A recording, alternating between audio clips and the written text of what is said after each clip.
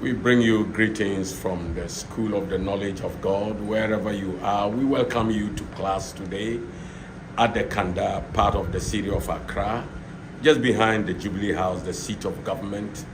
And guess what? We too preparing to represent the seat of government of heaven on earth. Thank you so much for being part of the school today.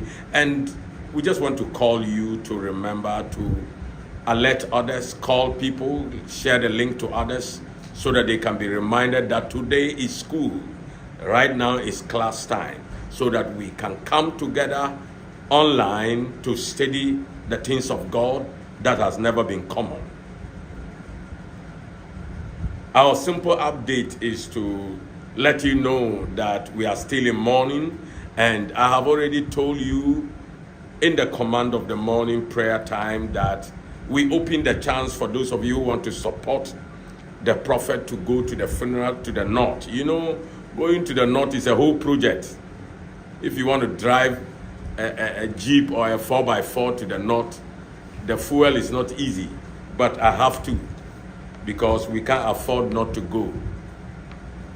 So if you want to support, especially those of you abroad, you are welcome to send a support. After all, in Africa, we call it in Sabo. Yes, in Sabo. If you do that, you are giving the prophet in Sabo so that we can go to the north and have a wonderful funeral of our late chief officer, Mr. Atinga, who is our landlord currently, because the place we are having school is his house, because he's my sister's husband. And also when I was coming, it was so wonderful. Remember I talked to you about the Reverend Dr. Nkrumah, who used to come to the Tourist Hall, the religious doctor who has lectured in theological school, who found us on TV and said, no, this man, I want to learn under him because I have learned theology, but I have never heard this. He called me and I said, wow, I've been thinking about you, sir. And the problem was that I forgot your name, so I couldn't trace your number from on my phone. So I'm so happy that you have called. How are you, sir? He said, I'm doing well, prophet. I'm doing very well. I said, oh, thank God. I said, I will look for you. And today, that is the update I can give you, that he called. That means he's thinking about us. He said, give me the new direction place and I will come there. I said, God bless you in advance, sir. And I gave him the direction that come to Kanda Post Office and call our normal number, 055-459-8076. So, class, are you ready for lessons? Yes, sir. Okay. So we want to go ahead and look into our new syllabus. Our new syllabus has been the hindrance to God's intention. In other words, the barriers that block God's intention on planet Earth. And we have been looking at one man called Ezekiel, who had the opportunity that God could tell him, I am looking for somebody. And Ezekiel couldn't tell God, how about me? That is what we have been studying. Today we are going to look at a topic concerning Ezekiel, which says, is Ezekiel the son of man, not a man? No. Is Ezekiel the son of man, not a man? I'm not sure that is what it's supposed to be. I think it should be, is Ezekiel the son of... Okay, is Ezekiel the son of man, not a man? Exactly. So that he can... Yes, it's a question. Is Ezekiel the son of man, not a man? That is a question to Prophet Ezekiel, who is no more. He's late. But the question goes to you and I. Are we not part of the people God is looking for? That is the question. Are you not a man? If God say, I sought for a man, the question is, are you not a man? Can't you qualify? That is what it simply means. Can't you qualify? Beloved, a child of God. This is a critical statement. And this is one of the heartbeats of God. That God is looking for somebody to stand in the gap. That is the biggest heartbeat of God. And since God made this statement, I tell you, it is close to 4 or 5,000 years today since God made this statement. And why did God say, and I found none? That's a terrible statement. A terrible situation that all of us roaming about, and God couldn't find any one of us to qualify for the mission he was looking for a man to take responsibility of. It's a sad situation. Now let me ask the permission to read the material of our syllabus. That God could not find anybody to stand in the gap is a serious matter. Yes, it is. When I discovered this statement some years ago, I wondered if the prophet Ezekiel did not consider himself to be part of the human race. That is me. When I got to know this revelation so many years ago, in fact, more than 17 years ago, I asked myself, so is Ezekiel not part of a human race, or is Ezekiel a goat? Why didn't Ezekiel say, Lord, how about me? If you are looking for a man, how about me? Am I not qualified? So that God can say, you do not qualify. I need somebody else. Then we will not blame Ezekiel. But insofar as Ezekiel did not respond by telling God, how about me? Can't I do what you want to be done? Then Ezekiel can be blamed. I wondered if the prophet Ezekiel did not consider himself to be part of human race. If God is seeking for somebody, why did he not ask God, what about me? So that God may say, no, you don't qualify. Then he might say, okay, fine. Ezekiel did not offer himself, but rather recorded it for us to find and read. This will inform us of the ignorance of the prophet Ezekiel himself and his inability to qualify for the use of God.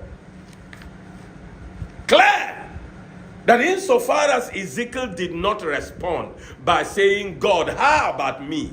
Can't I be used? And God would have said no, then Ezekiel would have been free. But Ezekiel failed to respond in this direction. For that matter, Ezekiel failed because he was ignorant. And that is sad. And since then, God is still looking for somebody. If you don't know, I am telling you. It is a religion that has mistaught you, deceived you, and never told you anything about this. Not even in the theological school they are talking about what I am saying. They don't even pay attention that something happened between Ezekiel and God. No Bible school. No seminary.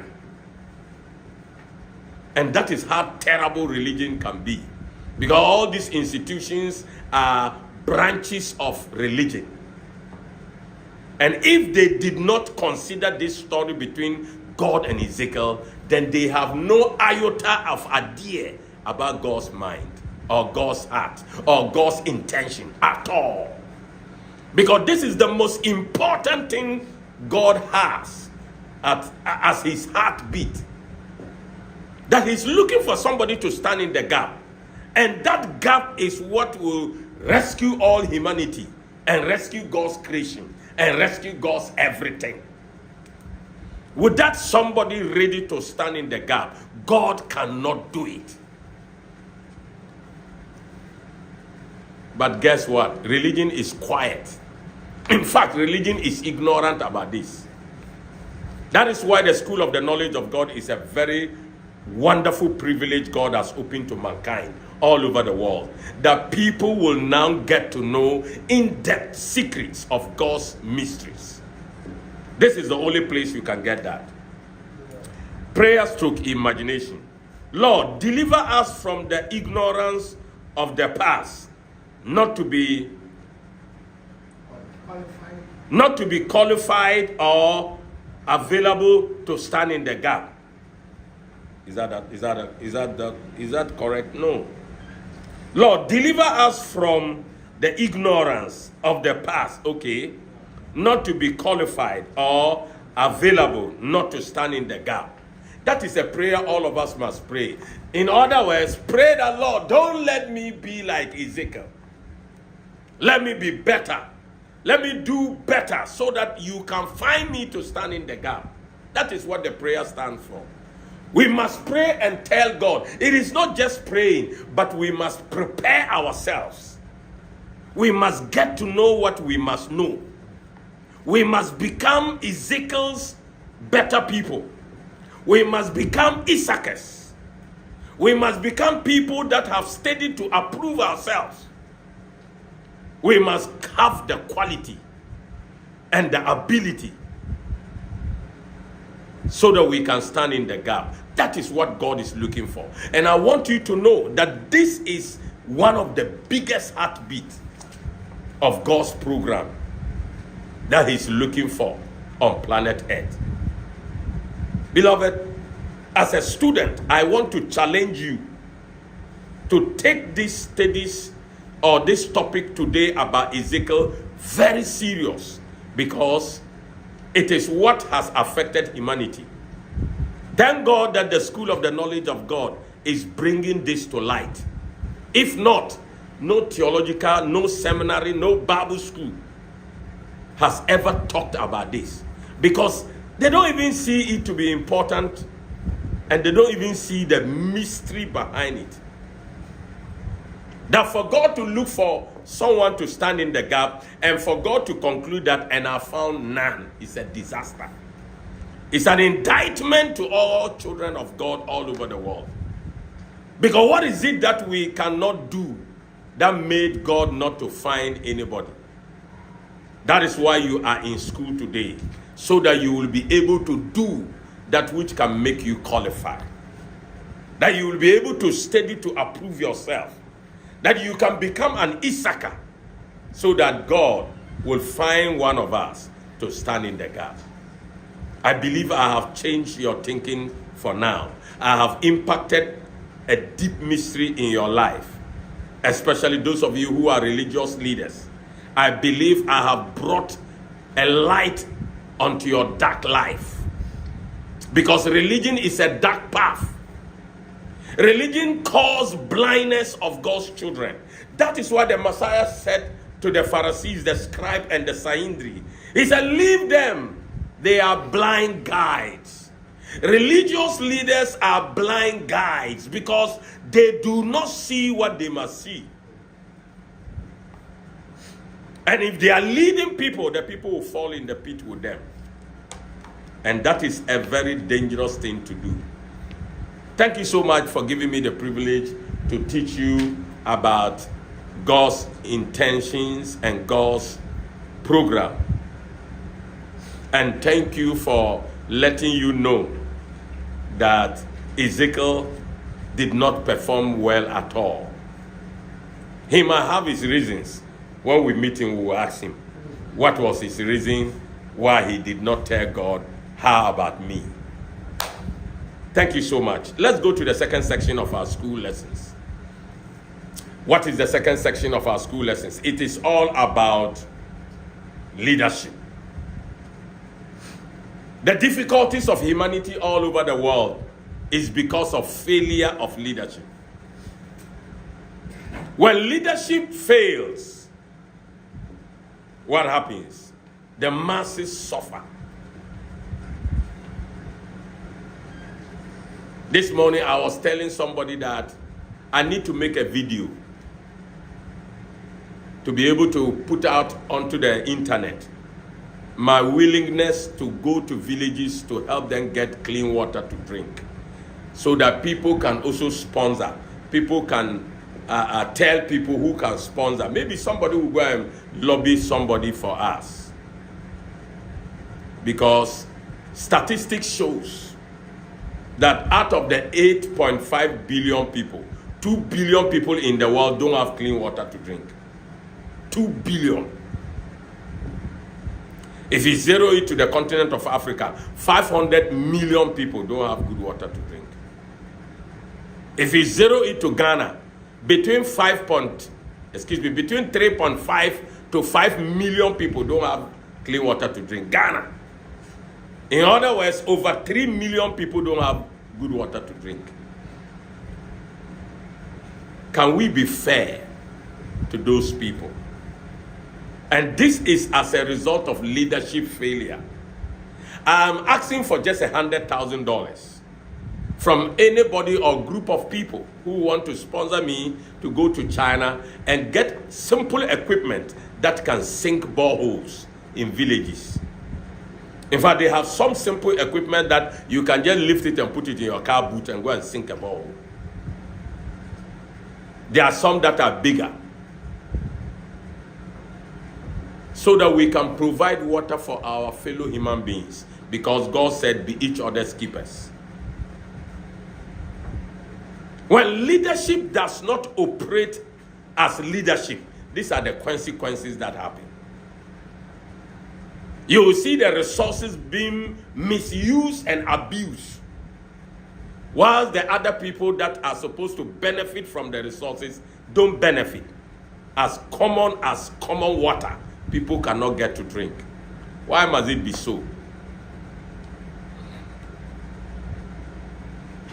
I remember when I was a child and we were in the city in Tamale, when my mother takes us to the village in the Upper East. The women are going to fetch water. I tell my mother I want to go with them, then I follow them.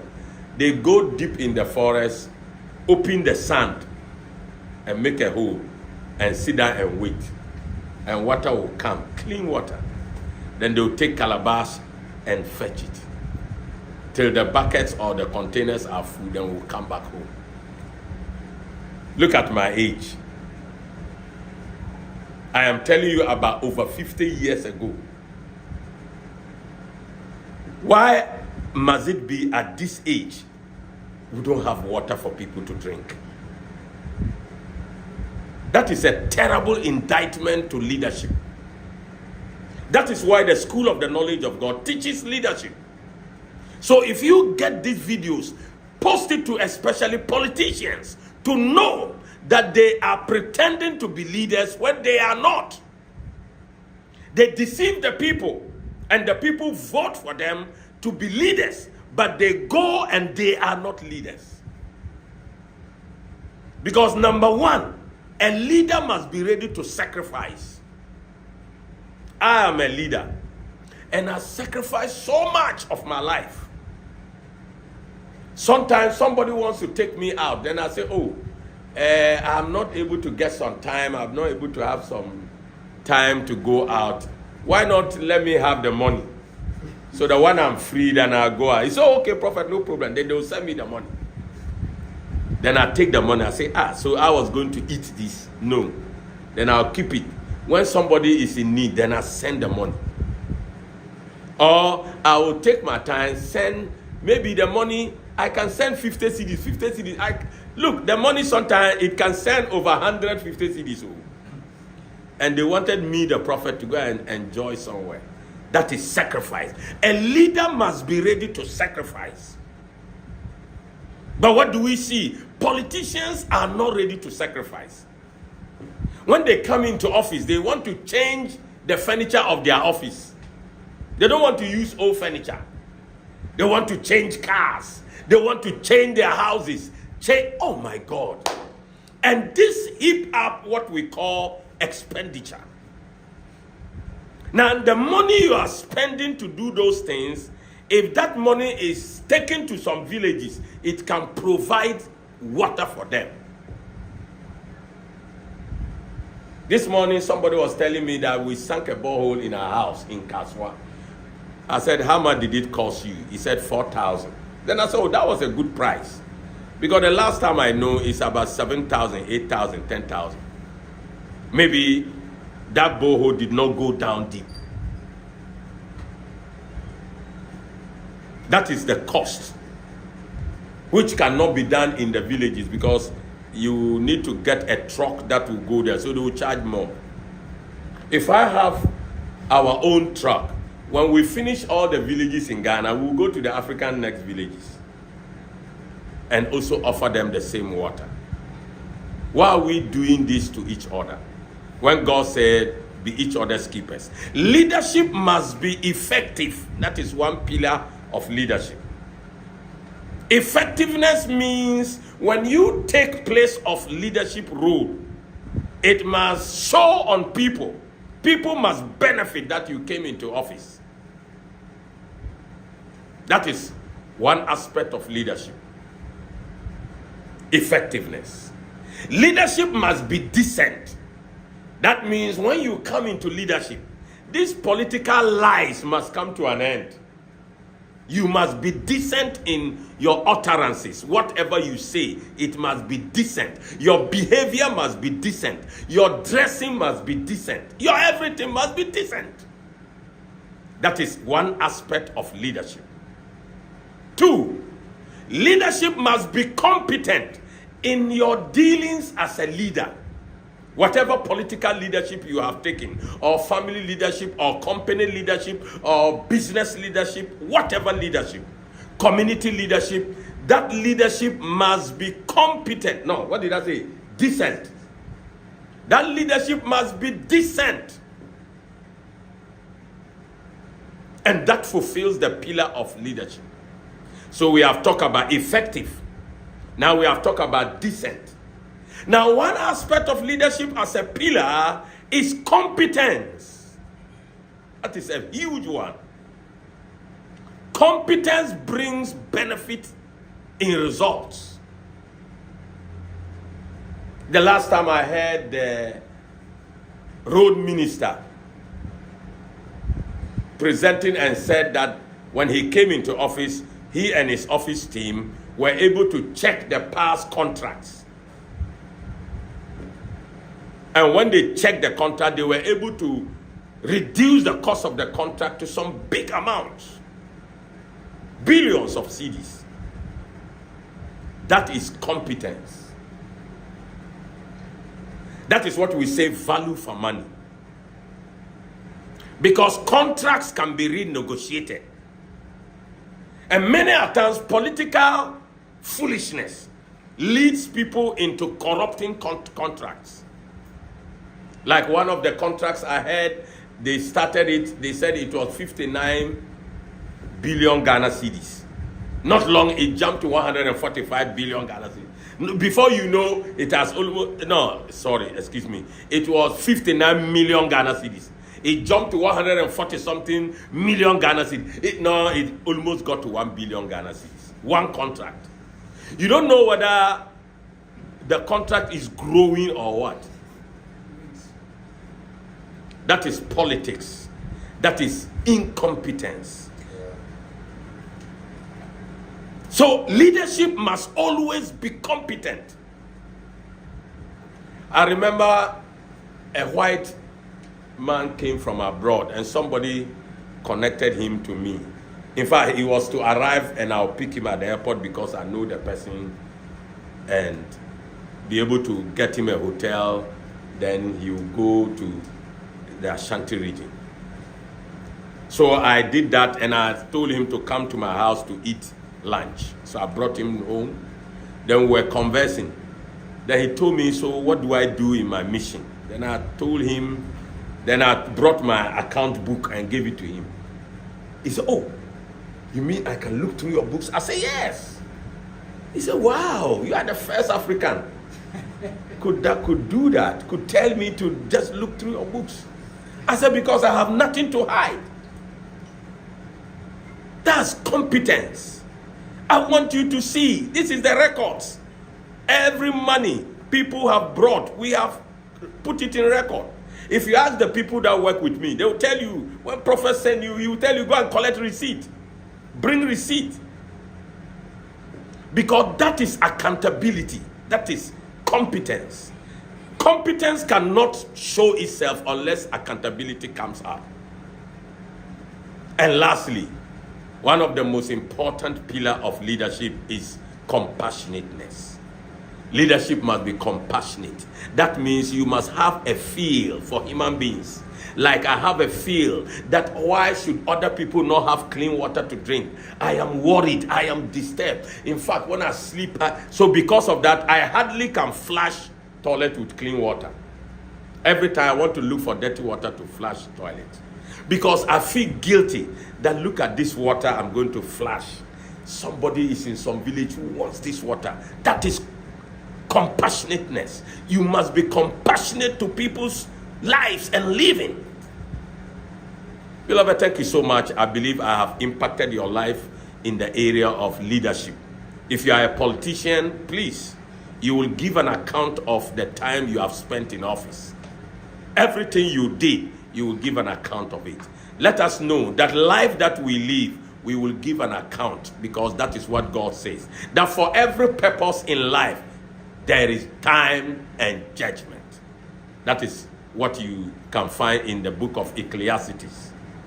That for every purpose in life, there is time and judgment. So let us be warned about that.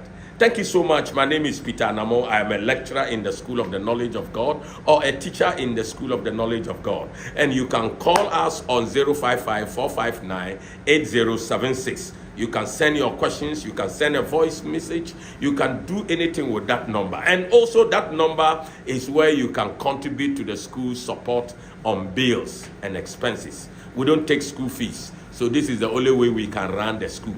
So you want to give a support to the school's bills, you are welcome. You can send it to 055-459-8076.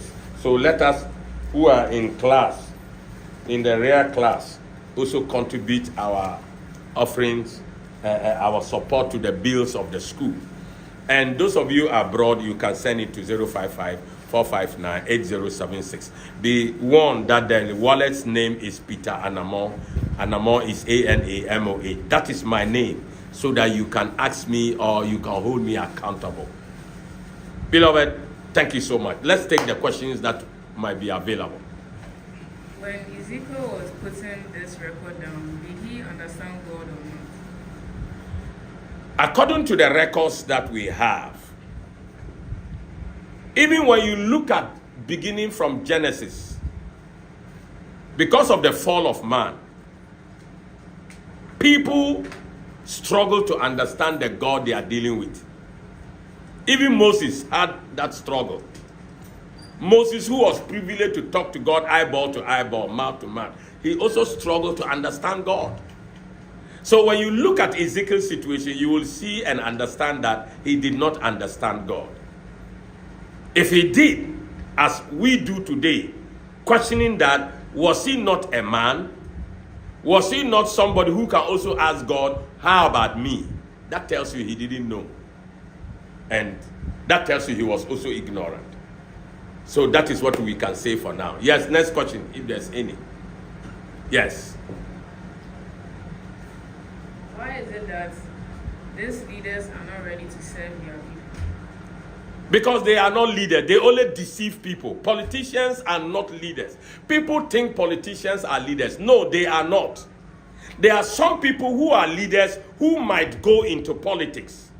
So when you are lucky, you can find those people, such as Luke and you of late, of Singapore, who was following Dr. Nkrumah as his mentor. But unfortunately, he was blaming Dr. Nkrumah because he didn't see the type of leadership he expected to see. So you see, so politicians are not leaders. That is why we keep on changing them and we don't see results. And that is why we need to pray for them. And that is why you need to send some of these videos to them, so that they can refocus their mind to learn what leadership is all about. Yesterday, I heard one politician. I was so happy. What's his name? He's a young doctor, Dr. Okoboy or something.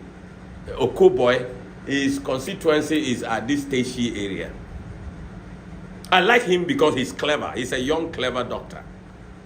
He said the reason why he came into politics was that so that he can make chance for others to have privilege, to also succeed in life. That is a good person. That tells you this guy has a leadership character. Leaders think about others. They don't think about themselves. Leaders always leave themselves back. That is why the Pharisees, the religious leaders, blame Jesus Christ. How can you say you came from God and you are sitting with prostitutes? You see, a leader sacrifices himself to the death so that he can clean the death and make it clean. Then Jesus told them, well, they are the sick ones and they need the doctor. So I am the doctor. Leaders are servants. That is why they call them the civil servants. The president is a civil servant. Those of you who don't know, I'm telling you today. He's supposed to be a servant to all Ghanaians. Because he decided that he wants to do that. So leaders must serve the needs of the people. But unfortunately, the politicians are not like that. When I heard that from that young man, I was happy. I said, wow, this is the first time I'm hearing a politician saying this, that I became a politician simply because I want to make available opportunities for young people and others. So he's happy to see other people getting doors. So he applauded the government for some things. You see, he didn't criticize, he applauded the government. But this is an opposition person. You see, because he's a leader, he doesn't criticize. Even if he will criticize, he will do it constructively. But those politicians who are now leaders, they attack their opponents. They are always looking for fault. That is why they are fighting over the government, that he said there will be no soul sourcing. Now he's doing worse in soul sourcing. No. Go and read the document that the government presented to the parliament. He accused the former government of abuse of soul sourcing. And he said they will make sure they do not abuse soul sourcing. Soul sourcing is very important.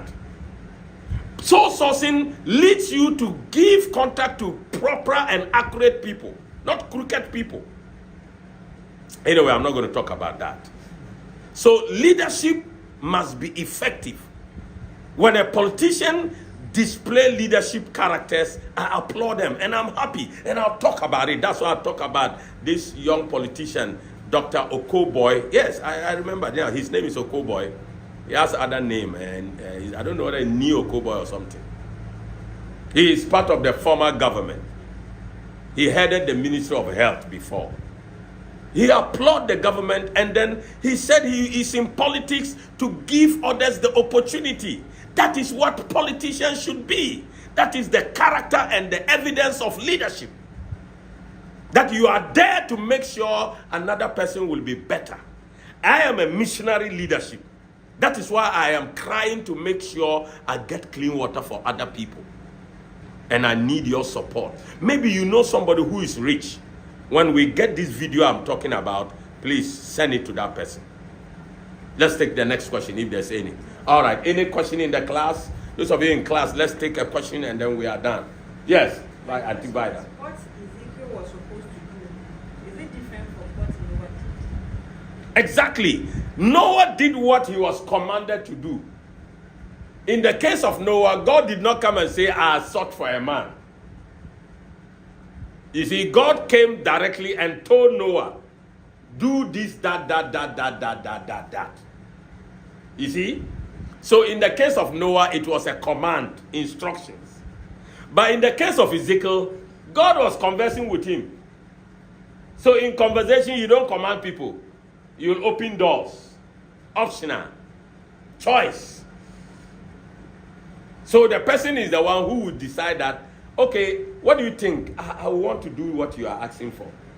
Then God will say, okay or no.